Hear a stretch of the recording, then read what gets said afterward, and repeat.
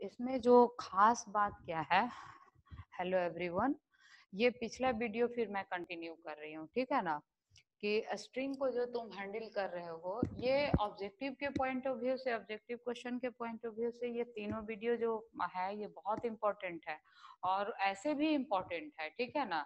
तो ये तो तुमको हमेशा ये कॉन्सेप्ट तुमको प्रॉब्लम में मिलेगा ही मिलेगा। इसमें मैंने क्या दिखाया है कि अभी जो तुम लोग डिस्कस कर रहे थे पिछले वीडियो में कि भाई पॉइंटर जो है वो स्ट्रिंग को कैसे सी में हैंडल किया जाता है।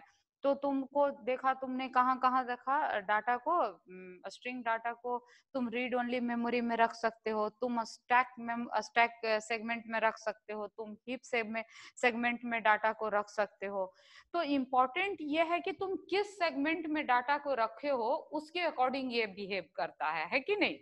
तो उसको बहुत विस्तार से हम लोग पिछले वीडियो में देखे हैं। अब इसमें हम लोग क्या देख रहे हैं कि अगर स्ट्रिंग को एक फंक्शन से दूसरे फंक्शन में रिटर्न करना हुआ हो, तब क्या बिहेव करता है तुम्हारा प्रोग्रामिंग सिस्टम, वो समझना है।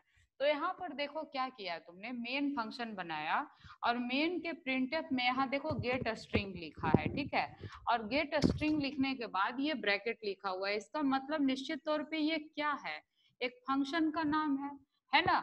और फंक्शन जब तुम इस तरह से लिखते हो, इसका मतलब now you are calling function, है ना। कॉलिंग करने का मतलब क्या है कि control transfer to definition of function. तो देखो ये कंट्रोल कहाँ चला गया, इसके डेफिनेशन पे, ठीक है। तो गेट स्ट्रिंग के अंदर तुमने क्या किया है, यहाँ देखो एक पॉइंटर बनाया है और राम को स्टोर कर दिया। तो हम लोग पिछले तीनों वीडियो में एक ही बात बार बार पढ़ रहे हैं कि अगर कोई पॉइंटर कांस्टेंट स्ट्रिंग को पॉइंट करे तो ये रीड ओनली मेमोरी में जाके स्टोर हो जाता है। और रीड ओनली मेमोरी को क्या याद रखोगे कि read only memory shareable memory होता है, ठीक है ना। इसकी एक अच्छाई भी है, अपडेट नहीं होता वो दूसरी बात है, लेकिन इसकी अच्छाई क्या है कि ये शेयरेबल नेचर का होता है। शेयरेबल नेचर का मतलब क्या हुआ कि इस वैल्यू को मल्टीपल फंक्शन एक्सेस कर सकता है। तो उसका फायदा क्या होगा तुमको, देखो कि जब तुम इसको रिटर्न करोगे एसटीआर, तो देखो एसटीआर में क्या है बताओ, राम है। तो जब ये फंक्शन कंट्रोल को रिटर्न करेगा तो हमेशा कहाँ रिटर्न करेगा, जहां गेट स्ट्रिंग कॉल हुआ है कि नहीं। गेट स्ट्रिंग कहाँ कॉल हुआ है, देखो तुम्हारे इस प्रिंटफ फंक्शन में कॉल हुआ है ना। तो फंक्शन में जब तुम गेट स्ट्रिंग को कॉल किए हो तो ये क्या रिटर्न कर रहा है, देखो रिटर्न कर रहा है एसटीआर। एसटीआर किसको पॉइंट कर रहा है, राम को। और राम कहाँ रिटर्न हो रहा है, गेट स्ट्रिंग के पास रिटर्न हो रहा है, समझ रहे हो। ये ऐसा क्यों हुआ, क्योंकि राम जो है ये रीड ओनली मेमोरी में जरूर है, लेकिन ये कहाँ है, शेयरेबल मेमोरी में है। इसका मतलब क्या है कि इसकी विजिबिलिटी दोनों फंक्शन में होगी, मेन फंक्शन में भी होगा और गेट स्ट्रिंग में भी होगा। तो इसका जो आउटपुट आएगा सही मायने में क्या आएगा, राम आएगा, कोई एरर नहीं देगा।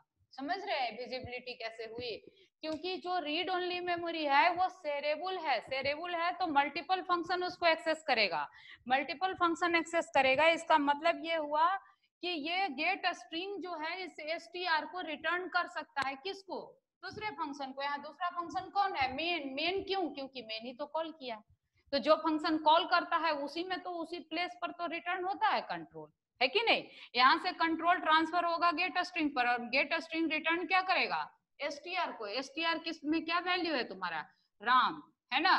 तो ये क्या प्रिंट करेगा, राम को प्रिंट करेगा। समझ में आ रही है हमारी बात। तो ये बात है तुम्हारी। अच्छा, यहाँ स्टार क्यों लगाया है ये भी समझ लो, क्योंकि ये जो फंक्शन रिटर्न कर रहा है ये क्या रिटर्न कर रहा है, ये पॉइंटर को रिटर्न कर रहा है। असल में एसटीआर क्या है, पॉइंटर टाइप है। और ये पॉइंटर टाइप कैसा है, character type. That is why you are written here char star, है ना। यहाँ पर हमेशा रिटर्न टाइप को लिखना पड़ता है ना फंक्शन डेफिनेशन में। तो यहाँ पे रिटर्न टाइप क्या है, एसटीआर का जो रिटर्न टाइप है वही तो फंक्शन का रिटर्न होगा। तो यहाँ एसटीआर का रिटर्न टाइप क्या है, कैर स्टार है। तो कैर स्टार यहाँ पर तुमने लिख दिया। पॉइंटर टाइप रिटर्न कर रहा है, जो पॉइंटर कैरेक्टर एरे को यानी कैरेक्टर को पॉइंट कर रहा है ना। तो यहाँ पर कैरेक्टर एरे पॉइंट कर रहा है, इसका एड्रेस किसको मिल गया, एसटीआर को मिला। अब तुमको पता है कि अगर यहाँ कोई पॉइंटर लिख देते हो या एरे का नाम लिख देते हो, यहाँ %s लिख देते हो, तो वो पूरे स्ट्रिंग को क्या करता है, प्रिंट कर देता है। तो ये सक्सेसफुली तुम्हारा क्या होगा, राम प्रिंट हो जाएगा। गौर से देखो यहाँ पर यहाँ कांस्टेंट वैल्यू है जिसको कि पॉइंटर पॉइंट कर रहा है, लेकिन इस कांस्टेंट वैल्यू को तुम दूसरे फंक्शन में एक्सेस कर रहे हो सक्सेसफुली। क्यों? क्योंकि ये सेरेबल मेमोरी में है। Read only memory is always in cerebral memory. बस यही एक पॉइंट तुमको याद रखना है। तो ये क्लियर हो गया ना कि अगर कोई स्ट्रिंग को इस तरह से रिटर्न किया या कुछ किया तो कोई दिक्कत वाली बात नहीं है। अब ये ठीक है। अब ये देखो, यानी कि मैम बोलो। यानी कि मैम रीड ओनली मेमोरी जो हमेशा शेयरेबल होता है। हाँ, शेयरेबल होता है। Read only memory is always shareable. ठीक है। शेयरेबल अगर नहीं होता तो यहाँ पर ये पॉसिबल नहीं होता, समझ रहे हो? क्योंकि गेट स्ट्रिंग के अंदर ये राम है और इस राम को तुम कहाँ उठा के ले आए हो? प्रिंटएफ में, मेन मेमोरी में। तो ये यहाँ तक आने के लिए इसको जिंदा बचना जरूरी था। तो ये जिंदा इसलिए है क्योंकि ये शेयरेबल मेमोरी में है, और शेयरेबल मेमोरी जो होता है उस मेमोरी के कंटेंट को प्रोग्राम का कोई भी फंक्शन एक्सेस कर सकता है। That is why. ठीक है, हो गया ये क्लियर? अब देखो, इसमें देखो थोड़ा जगह की कमी के कारण मैंने ऐसे लिख दिया है, पर ये सेम प्रोग्राम है जो पिछले वीडियो में किया हमने।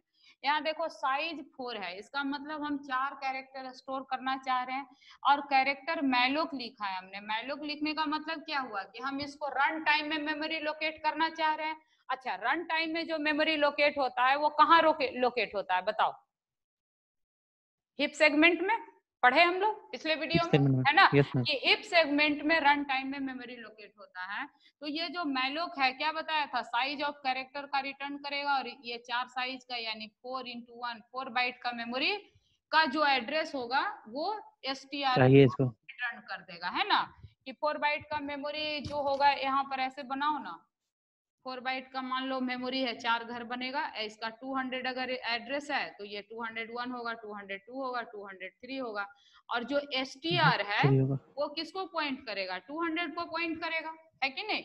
अब ये 200 को STR पॉइंट कर रहा। अब इसमें क्या कर रहे हो? STR के 0 यानी 200 प्लस 0 यानी 0th पोजीशन पर स्टार लगाए हो तो उसके वैल्यू में क्या डाल रहे हो? R को डाल रहे हो, है कि नहीं? 200 प्लस 1 यानी 201 पर क्या डाल रहे हो? A स्टार लगाए हो मतलब उसके वैल्यू पर A डालो। STR2 यानी 202 के वैल्यू पर क्या डालो? M डालो। तो तुमने इतना डाल दिया। अब तुम्हारा चूंकि ये क्या है, हीप सेगमेंट में डाटा स्टोर हुआ है, तो अगर तुम हीप सेगमेंट के डाटा को किसी फंक्शन से रिटर्न कर रहे हो, ठीक है, तो यहाँ पर भी जो है ये तुम्हारा बिल्कुल प्रॉपर काम करेगा। यहाँ पर भी अगर तुम यहाँ फंक्शन कॉल किए हो तो फंक्शन का सिंबल दो, है ना? तो यहाँ पर भी जब तुम अगर इस गेट स्ट्रिंग के वैल्यू को प्रिंट करोगे, ये जो फंक्शन रिटर्न करेगा यानी STR, तो सक्सेसफुली तुमको यहाँ क्या प्रिंट करेगा? राम प्रिंट करेगा। आई बात समझ में, है ना? कि अगर हम रीड ओनली मेमोरी के एरिया को भी दूसरे फंक्शन में उसको प्रिंट कर रहे हैं तो करेक्ट है।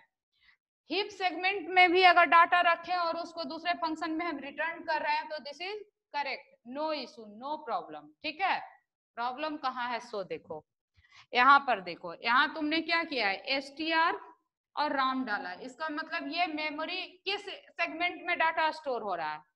Now it is storing in stack segment, है ना? ये किस में स्टोर हो रहा है? स्टैक सेगमेंट में। ठीक है, तो जब तुम स्टैक सेगमेंट में स्टोर करते हो डाटा को और फिर तुम किसी फंक्शन में प्रिंट करने का कोशिश करते हो तो वो क्या करेगा? It may be give you garbage value. आया समझ में? ये क्या करेगा? गार्बेज वैल्यू दे सकता है, क्योंकि जो स्टैक होता है उसमें जो है वो जो है जब ये रिटर्न करेगा तो जरूरी नहीं है कि जब कंट्रोल यहाँ से वापस इस जगह पर आ गया, इस फंक्शन से, है ना, गेट स्ट्रिंग फंक्शन से मेन में आ गया, तो ये वैल्यू रिटेन करता रहे, ये जरूरी नहीं है। देखो हम लोग हमेशा क्या पढ़े हैं कि जो लोकल वेरिएबल होता है उसका लाइफ और स्कोप दोनों क्या होता है? समझो, लाइफ और स्कोप दोनों क्या होता है? उसी फंक्शन के बराबर होता है ना? कि जितना देर इस फंक्शन का लाइफ है यानी जितना देर ये एग्जीक्यूट हुआ है उतना ही देर इसके वेरिएबल का भी लाइफ होगा। लाइफ होने का मतलब क्या है? कि वो जो मेमोरी कंज्यूम किया है उसको रिटेन करके रखेगा। जैसे ही वो फंक्शन का एग्जीक्यूशन समाप्त हो जाएगा, लोकल वेरिएबल उस मेमोरी को क्या करता है? रिलीज कर देता है। रिलीज कर दिया मतलब छोड़ दिया, समझे। अब जब उसने मेमोरी को ही छोड़ दिया, देखो इस फंक्शन का जब एग्जीक्यूशन समाप्त हुआ तो ये मेमोरी को क्या किया, छोड़ दिया। जब ये फंक्शन मेमोरी को ही छोड़ दिया इस को, तो जब यहाँ पर ये वैल्यू प्रिंट करना चाहेगा तो अब उसके कंट्रोल में वो वैल्यू है क्या, बोलो। नहीं मैम। नहीं है ना। तुम कॉलेज में क्लास से बाहर निकल गए तो तुम मेरे नियंत्रण में हो नहीं ना। जितना देर तुम क्लास में हो उतना ही देर तक मेरा तुम्हारे ऊपर प्रभाव है ना। तो ठीक उसी तरीके से ये जो लोकल वेरिएबल होता है इसका प्रभाव सिर्फ फंक्शन के अंदर ही होता है, और फंक्शन का एग्जीक्यूशन जैसे ही खत्म हो जाता है मेमोरी भी रिलीज कर देता है, ठीक है। तो मेमोरी रिलीज करने के कारण क्या हुआ कि जब यहाँ कंट्रोल वापस आएगा तब तक उसका मेमोरी बचा ही नहीं। जब मेमोरी नहीं बचा तो वैल्यू नहीं बचा, वैल्यू नहीं बचा तो ये प्रिंट क्या करेगा।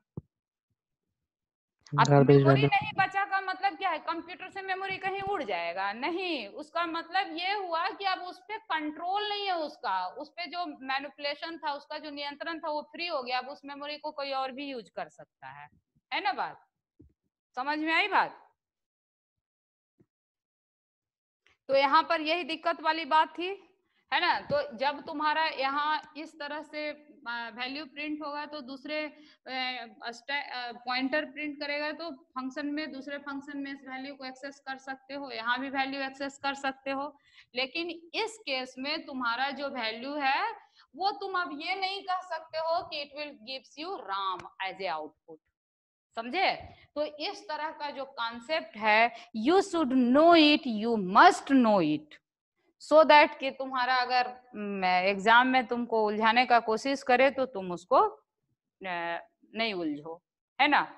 और एग्जाम में ये बड़ा फेवरेट क्वेश्चन होता है सेटर का, समझ रहे हो, जिसमें तुमको स्ट्रिंग, पॉइंटर, एरे, फंक्शन सब मिला करके ऑब्जेक्टिव बना करके ये लोग पूछ देते हैं। या कोई थ्योरेटिकल सवाल भी पूछ दिए तो तुम आराम से यूनिवर्सिटी में समझ, अगर इन चीजों को समझ रहे हो तो तुम्हारा सवाल बनेगा ही बनेगा। कोई डाउट हो तो पूछो,